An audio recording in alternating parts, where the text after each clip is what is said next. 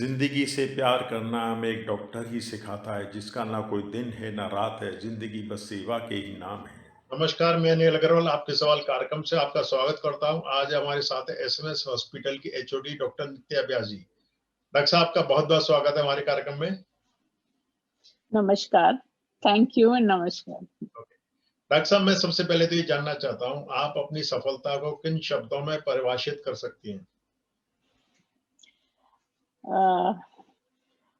मेरे को अभी ये मानने में कि मैं सफल हूँ थोड़ा सा समय संकोच है। लगेगा। अभी मैं ये नहीं मानती कि हाँ मैं पूरी तरह से सफल हुई हूँ हर चीज में। जी। पर सफलता एक आदमी की नहीं होती है। जी। सफलता हमेशा टीम की होती है। जब हम किसी महकमे में काम कर रहे होते हैं और जो इस क्या कहते हैं लाइक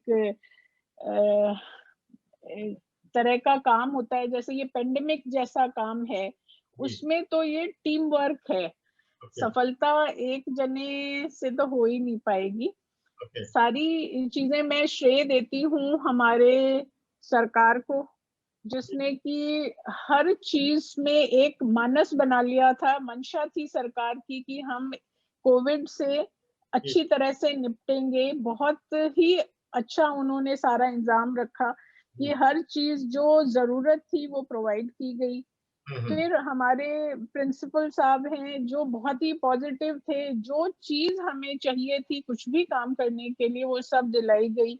हम्म। और ये सफलता का बहुत ज़्यादा श्रेय हमारे डिपार्टमेंट के लोगों को जाता है, हम्म। जिसमें सब सीनियर प्रोफेसर और सारे जूनियर स्टाफ, टेक्नीशियन सब ने मिल के पूरे काम को बहुत ही ईमानदारी से करा। इससे हमें थोड़ी जो भी हमारे एम्स थे, स्कोप था करने का, उसमें सफलता मिली है। जी। डॉक्टर साहब, क्या कारण है कि एसएमएस की तरह दूसरे हॉस्पिटल्स जो हैं गवर्नमेंट के, वो पूरी तरह से नहीं सक्षम है काम करने में?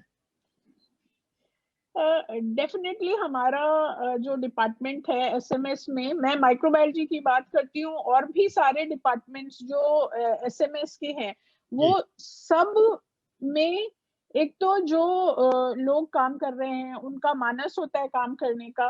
वो लोग चाहते हैं कि वो नई से नई चीज देखें और करें और उसके बारे में पब्लिश भी करते हैं। ओके। अच्छा, जैसे हमारे डिपार्टमेंट में अगर माने तो हर जना हम्म। काम करने के लिए आतुर है। नई से नई चीजें, जैसे मॉलिक्यूलर बायोलॉजी हमारे यहाँ अभी 10 महीने पहले इतना ज्यादा सबको आता नहीं था, बट सबने बहुत सारा एफर्ट किया, दिन रात काम करके वो हम्म। सीखा है और आज हम इस मुकाम पे हैं हम्म।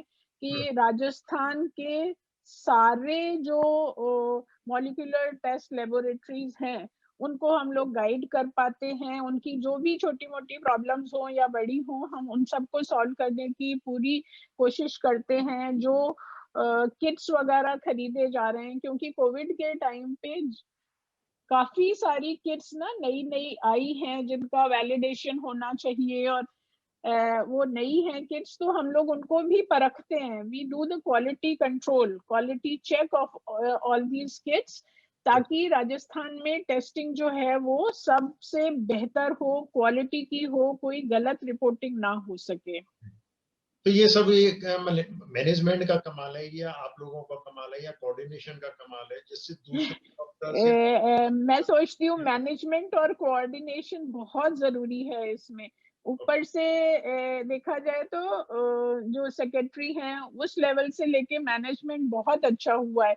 कोऑर्डिनेशन की जहाँ से तक बात करें तो बहुत अच्छा कोऑर्डिनेशन रहा है। हर कॉलेज में अगर बात करूँ तो हमारा जो फाइनेंस सेक्शन है, जो स्टोर है और हमारे डिपार्टमेंट्स हैं और जैसे ये है मेडिसिन डिपार्टमेंट, इन लोगों ने बहुत कोऑपरेट करा है आपस में। हम लोग ने काफ़ी मिल-जुल के काम किया है। जो फाइनेंस में वैसे सेक्रेटरी जो ये रिक्वायरमेंट्स होती हैं ज़्यादातर, उनको फाइल्स वगैरह को प्रोसेस होने में बहुत टाइम लगता था।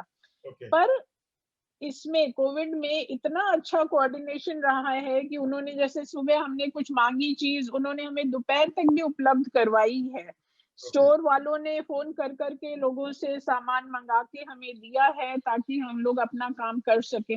तो मैं ये सोचती हूँ ये आपसी कोऑर्डिनेशन का ही परिणाम है कि हम लोग इतना कर सके। अभी और क्या? अभी हम लोग करीब 8.5 लाख टेस्ट कर चुके हैं। Okay, okay. अभी और क्या सुधार की आप मानते हैं कि आवश्यकता है अपने हॉस्पिटल में? सुधार के लिए अब नई नई टेक्निक्स आ रही हैं, उन सबको भी हम लोग क्वालिटी चेक कर रहे हैं और वो आ जाएंगी तो और भी बेहतर काम हो पाएगा। अब नई स्ट्रेन आ गई है, जैसे यूके का वेरिएंट आ गया है और एक साउथ अफ्रीका का लिनिएज है वायरस का, वो सब इंडिया में भी डायग्नोज होने लगी हैं। तो अब हम लोग उसकी तरफ बढ़ रहे हैं, जीन सीक्वेंसिंग का काम करेंगे हम लोग ताकि हम और बेहतर रिपोर्टिंग कर पाए। आप ये देखिए एसएमएस तो एक लिमिटेड उसमें संख्या हो गई पेशेंट की, बाकी पेशेंट तो अनगिनत है राजस्थान में, तो उनकी सुविधा के लिए फिर आप लोग दूसरा एसएमएस बनाने की और कोई प्लान कर सकते हैं या सोच रहे हैं? ये सरकार का हमेशा से, मतलब इस सरकार में मैंने अभी रियलाइज किया कोविड के टाइम पे जो सारी छोटी छोटी डिस्ट्रिक्ट्स में है ना, हर डिस्ट्रिक्ट में एक एक जैसे लैब खोल दिया, अस्पतालों को ऑक्सीजन और ये वो सब चीजें उन्होंने हर अस्पताल को प्रोवाइड करी हैं। तो ऐसा नहीं है कि केवल एसएमएस, आरयूएचएस को बहुत अच्छा सपोर्ट करा है।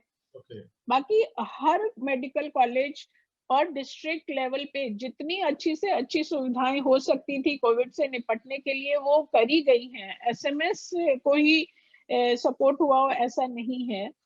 हाँ, एसएमएस ने भी बहुत हर जिले में जाके लोगों को ट्रेन किया है। अगर किसी मेडिकल कॉलेज में प्रॉब्लम आई है कोई चीजों की, तो यहाँ से सारा सपोर्ट दिया गया है।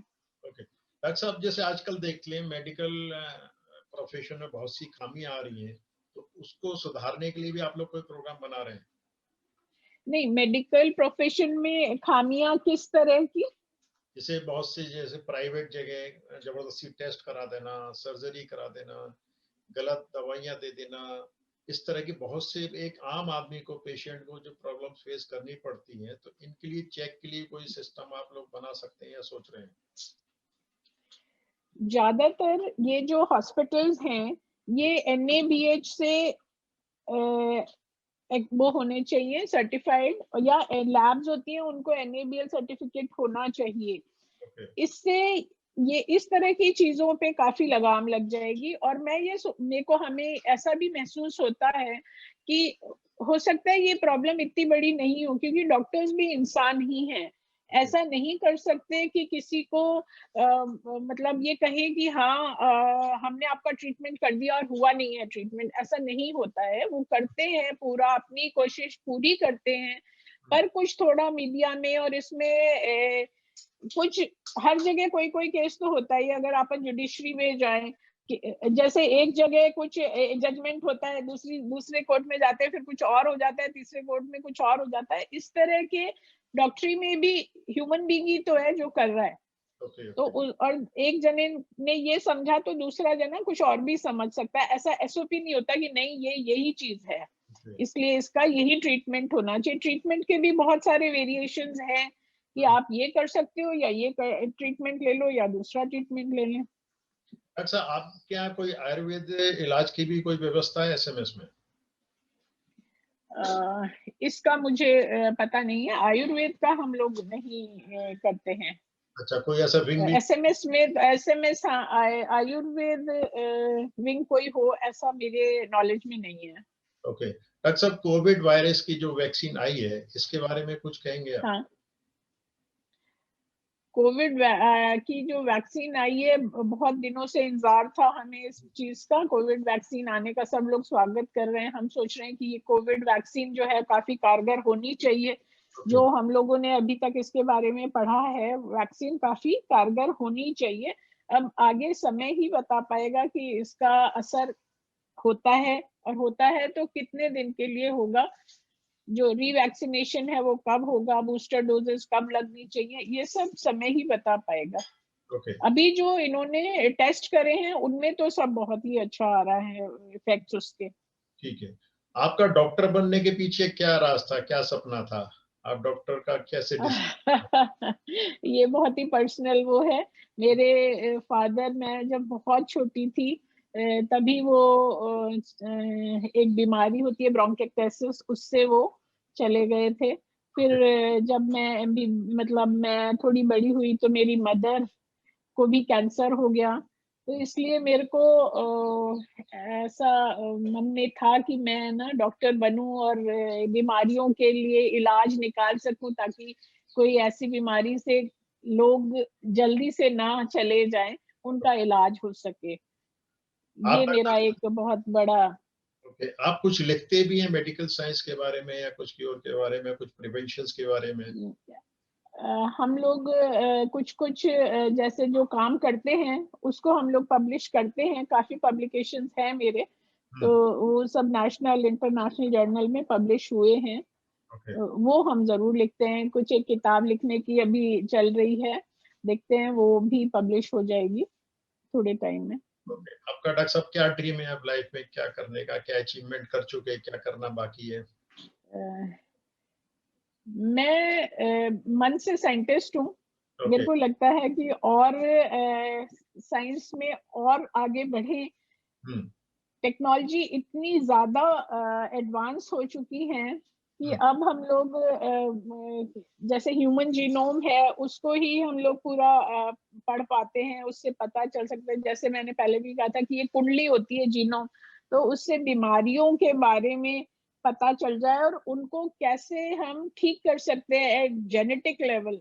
ये बहुत सारी बीमारियां होती है जो जेनेटिक होती हैं। हुँ, हुँ। अगर हम वो बीमारियां हम ठीक कर पाए तो बहुत अच्छा होगा। ये मेरा एक ड्रीम है कि हम लोग बचपन में ही अगर कोई बीमारी है जो कि जेनेटिक होने वाली है, उसको हम ठीक कर पाएँगे। इसके लिए मैं काम करना चाहूँगी आगे। ओके। हमारे दर्शकों के लिए कुछ कहना चाहेंगे? हाँ, बिल्कुल। जो हम लोगों ने कोई 8-10 महीने पहले जब ये मार्च में शुरू हुआ था कोविड, तब हम लोगों की टेस्टिंग कैपेसिटी कोई 100 टेस्ट पर डे की थी। ओके, हमने उसको सारी टीम के साथ मिलके, मेरा पूरी एक डिपार्टमेंट में टीम है 30 एक लोगों की, सबने मिलके उसको बढ़ाया और आज हमारी करीब 7,000 से 10,000 तक टेस्टिंग कैपेसिटी है। पर डे हम इतने टेस्ट कर सकते हैं। ओके, इसमें मेहनत बहुत लगी, हम लोगों को बहुत कुछ सीखना पड़ा। सारे दिन हम लोग पहले फाइल्स में क्या-क्या सामान चाहिए, उनको कैसे लाना है, उनकी क्वालिटी चेक करना है, सारे दिन हम ये काम करते थे। फिर मैं रात को रुक के, और जो हमारा क्योंकि 24/7 ये लैब चलती थी, तो मैं रात को रुक के फिर लैब का काम देखती थी। 2-2 ढाई-ढाई बजे, सुबह 5 बजे तक हमने रुक-रुक के यहाँ पे काम किया है और फिर वापस 10 बजे आके अपना रूटीन काम शुरू किया है। तो अगर लगन होती है और मेहनत करें तो मैं करीब 5-6 महीने तो अपने परिवार से अलग रही। मैंने परिवार को शिफ्ट कर दिया दूसरी जगह, क्योंकि मैं सबसे मिलती थी और मैं ये बीमारी घर नहीं ले जाना चाहती थी। मुझे हमेशा ये डर लगा रहता था कि कहीं मैं कोविड पॉजिटिव ना हो जाऊँ। ओके, पर ये सब लगन से, और मेरी पूरी टीम इस लगन से काम कर रही थी और हम लोग आज तकरीबन 8.5 लाख टेस्ट कर चुके हैं और अभी आगे करते जा रहे हैं। कोविड फटीग की जो बात है वो कुछ-कुछ सेट इन हो रही है, उसको भी हम लोग अब मैनेज कर रहे हैं, ओके, पर हमारा जज़्बा कायम है। ओके। तो डॉक्टर साहब एक जैसे विचारधारा है कि prevention is better than cure. तो इसके लिए एक हाँ। अभियान कोई चलाया जाना चाहिए या आप लोग कुछ ऐसा सोच रहे हैं करने के लिए?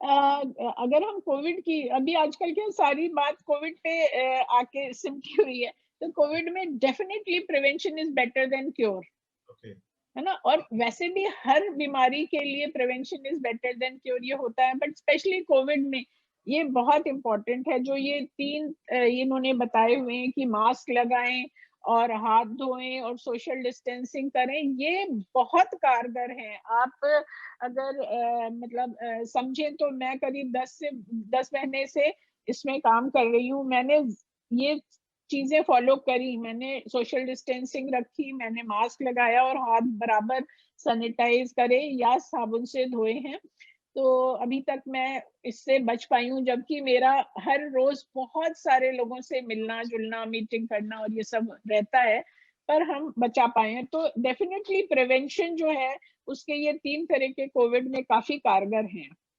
अच्छा, बाहर का खाने से भी कोई नुकसान या फायदा इस कोविड में फर्क पड़ता है?